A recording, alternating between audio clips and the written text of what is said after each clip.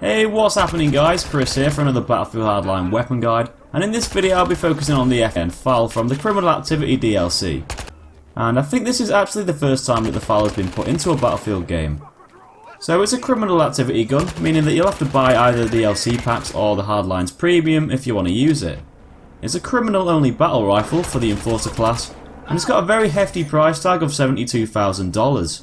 It might take a bit longer than usual before you can afford the gun if you're saving up for it. Anyway, it's time to go over all the stats and see whether the gun is really worth all that cash. The FAL's got a maximum damage of 43, which starts to drop off at 30 meters.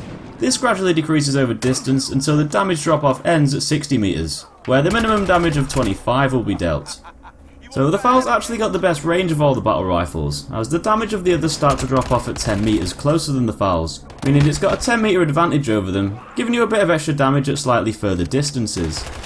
It should take 3 bullets to kill an enemy up to 46 meters, and then 4 after this. So it's the same amount of bullets as the other Enforcer rifles, but the range that it takes to be a 3 bullet kill is 10 meters less. So it should deal more damage at medium ranges in some firefights.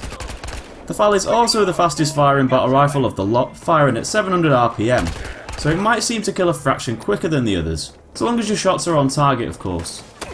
It's got a reasonably quick bullet velocity of 650 meters per second, which is the same as the HK-51. So there shouldn't really be a huge delay between when you pull the trigger and when your bullet hits the other guy. Now it's not all great news, as the FAL's got the worst recoil pattern of the lot. It's got a vertical kick of 1.3, a leftwards kick of 0.33, and a rightwards jump of 0.35. Even for a battle rifle, that's pretty damn high. It's going to jump up even more than all the other Enforcer rifles, and its horizontal recoil is going to bounce around quite a lot.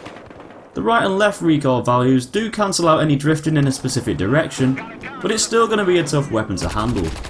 And to make life even harder, there's a 1.2 times first shot multiplier added on there too. This is a fraction more than the others as they're all 1.1, but it shouldn't put your shots off target too much. In a typical magazine for the FAL, you'll be given 21 bullets, so not a tremendous amount considering that you're firing faster than the other battle rifles, and you'll start each spawn with 105 bullets in total, so 5 magazines. To reload the gun with an empty clip, it should take around 2.5 seconds, and 1.8 seconds with bullets still left over. This is sort of the same as the other battle rifles, and you shouldn't really notice a massive difference between them.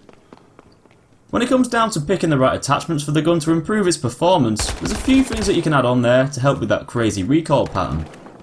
The stock is a good choice to overall help with the weapon's control. This should mean that the gun might seem to kick a little less than before, and pretty much make the gun a bit more accurate. I'd probably pick this over the other accessories as this will directly help with the way the gun functions. Now the compensator will lower your vertical recoil down by 40%, making that upwards bounce a little easier to manage. Though it will increase the lateral movement of the gun by 15%, making it a little bit less accurate, but easier to control. If you're having a lot of trouble with the vertical recoil, then the compensator might be the best choice. Just bear in mind that some of your shots might be a bit tricky to place at longer ranges, or when firing in full auto, due to that extra sideways movement. I guess if you can deal with the upwards bounce, then the muzzle brake might make the FAL more accurate, as this will drop the horizontal recoil down by 50%, and slightly help with the vertical recoil without any penalties. This might be a better option if you like to tap and burst fire your battle rifles.